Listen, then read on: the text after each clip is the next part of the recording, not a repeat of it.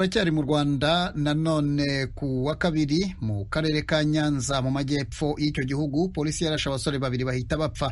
Amakuru avuga ko bazize kutubahiriza ingamba za leta zo gukumira ikwirakwizwa rya virusi ya corona. Eric Bagirubusa aratubwira ibindi kuri iyi nkuru. Amakuru y'abasore babiri bivuga ko bishwe barashwe n'igipolisi cy'u Rwanda mu ntara y'amajyepfo yatangiye kumenyekana ku mugoroba wo kuri uyu wa kabiri. Ababibonye babyumvishe bavuga ko umusore witwa Jean Claude Nyiramana na mugenzi we Manuel Nyandwi aribo bishwe barashwe n'abapolisi bari mu mugambi wo kugenzura iyubahirizwa ry'ingamba nshya za guverinoma zo gukumira ikwirakwizwa ry'icyorezo cya virusi ya corona. Bivuga ko hagati ya saa 11 na saa 12 z'umugoroba wo kuri uyu wa kabiri Jean Claude Nyiramana yari kuri moto mu murenge wa Nyagisozi akagari ka Kabuga mu midugudu wa Nyamitobo ho mu karere ka Nyanza. Abapolisi daso n'inzego z'ibanze bamuhagaritse arabyanga, ageze imbere abona guhagarara. Umupolisi umwe amusanganiye yamusaba ibyangombwa ngo yabyanze, baragundagurana kugera we na mugenzi we bicwa barashwe. Uyu wavuganye na Flash FM yatangaje bwa mbere inkuru ngo yari hafi yaho urusasu rwavugiye. Ntaragerayo neza numvise amasasu 3 niyo yavuze. Ubwo nge mbiba ngombwa ko nsubira inyuma kuko ntabona guta ninjya kwitura mu byo numvise ntazi nuko bigenze. Nza kuzamuka n'amaguru nyamara kuzamuka n'amaguru sanga abainzego za gipolisi na daso n'umuyobozi w'umurenge n'imodoka iruhande rwabo haryamye imirambi 2. N'abagabo 2 nabonye bishwe. Hageze nabajije abamwe mu baturage ndabaze se abantu ko abantu baryamye hangaha bazize iki, barambwira ngo aba bagabo babashe kurwanya inzego z'ubuyobozi biba ngombwa ko bitabara bahita babarasa.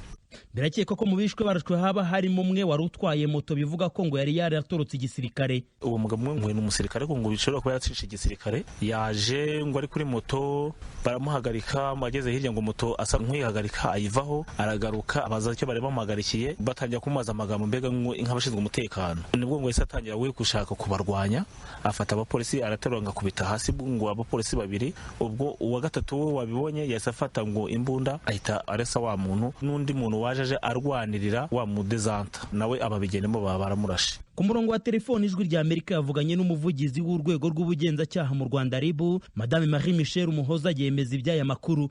Yavuze ko ibiri kuvuga kuri iyi nkuru byose bikiri gukorwaho iperereza. Iperereza ryatangiye rikusanya ibintu byose biri kuvugwa, bakabyegeranya bakazabishyira ku munzani ukuri kukamenyekana. Byose rero biri gukorwa. Ubundi amategeko ateganya ko iperereza rikorwa mu ibanga. Iyo dukoze iperereza tukarangiza tugasanga harimo ibyaha twohereza ku bushinjacyaha. Si rimwe si kabiri si na gatatu humvikana impfu z'abicwa barashwe n'inzego z'umutekano mu Rwanda. Impamvu zikunze gusobanurwa zikavuga ko abasivile baba bashatse kurwanya inzego z'umutekano. Muri ibi bihe bidasanzwe guverinoma y'u Rwanda yashyizeho ingamba 10 nshya zitegeka buri muturarwanda kuzubahiriza hirindwa ikwirakwizwa ry'icyorezo COVID-19. Ingendo zitari ngombwa zirabujijwe kandi gusohoka mu ngo nta mpamvu birabujijwe muri izo ngamba. Mu ijoro ryo kuri uyu wa kabiri ubwo yagarukaga kwiyubahirizwa ry'izo ngamba, hari kuri televiziyo y'igihugu umuvugizi w'igipolisi cy'u Rwanda CP Jean Bosco Kabera yavuze ko baba abanyamaguru ndetse n'abagenda n'ibinyabiziga bakiri kuzikerensa uboshye icyorezo COVID-19 ntacyo kibabwiye. Umuvugizi w'igipolisi yavugaga ko kuri uyu wa gatatu biza kuba ibindi kubatazubahiriza. Nejo abo batumvishije batumviye imyitwarire aho mu masoko, aho bagenza amaguru mu mujyi, bigaragara ko nta kintu kibagenza mu by'ukuri. Abagenda mu binyabiziga byumvikana ko mu by'ukuri nta kintu kibagenza, nanone turabararitse nuko ejo twari tubararitse byarushaho gukomera. Mu gitondo cyo kuri uyu wa gatatu bimwe mu bitangazamakuru by'imbere mu gihugu byaramukiye mu biganiro bifunguye aho abaturage bahamagaraga bagatanga ibitekerezo ku cyakorwa kugira ngo izo ngamba zirusheho kubahirizwa.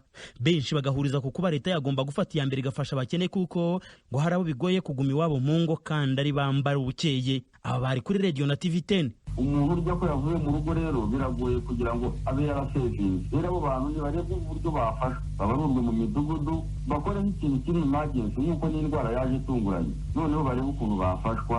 None se niba bafata umuntu bakavuga ngo baramufunze cyangwa bamuciye amande, umuntu wabuze icyo agaburira abana azashobora kwishyura amande bamuciye kuko yagenze? Niyo mu bushishozi barebe uburyo abantu bafatanya. Dufite amahirwe wenda abantu baracyarwaye ntabwo barapfa, ariko se nidutangira no kubona abantu bishwe n'inzara biragenda bite?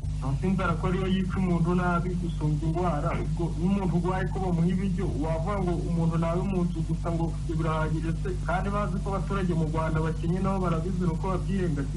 ubwo tuvuga ku ngaruka z'icyorezo COVID-19 gikomeje kuyogoza isi muri rusange, hari ba rubanda rugufi bari baraje mu mujyi wa Kigali ufatwa nk'izingiro ry'ubuzima bwose bw'igihugu, bari baraje gushaka amaramuko, ariko kubera buri wese asabwa kuba ari iwe mu rugo, abakoraga imirimo yo mu rugo n'abandi bashebuja babaye babirukanye. Hari video iri gucicikana ku mbuga nkoranyambaga igaragaza abasore bahisemo kunyura igishanga cya Nyabarongo basohoka muri Kigali kuko imihanda yinjira cyangwa isohoka mu murwa mukuru igoswe n'inzego z'umutekano. Abasesengura iby'iyo video bagasanga ubwabyo byateza izindi ngaruka uretse n'iki cyorezo. Tugumye kandi kuri izo ngaruka, mu gitondo cyo kuri uyu wa gatatu humvikanye umuturage wo mu karere ka Kamonyi ku Ruyenzi wariwe n'ingona. Muri ibi bihe buri wese asabwa kutagendagenda nta mpamvu. Uyu wo mu kigero cy'imyaka 35 nk'uko byatangajwe n'ubutegetsi bwa Kamonyi ngo yafashwe n'icyo gikoko ubwo yajyaga kuri Nyabarongo kureba niba umutego yari yarateze harimo amafi. Hari n'abari kubisesengura maze bakanzura ko nk'uko mu 2013 hashyizweho ikigega Agaciro Development Fund mu rwego rwo kwishakamo ibisubizo kuba ngo kibarirwamo miliyari zisaga 50 z'amafaranga cyagombye kugoboka abantaho nikora, bakagaburirwaho baraho kwirwa bagendagenda bakanabihuriramo n'ibizazane. Ibi biriho mu gihe kugeza duteguriye inkuru mu Rwanda hari hamaze kubarurwa abantu 40 banduye icyorezo cya virusi ya corona.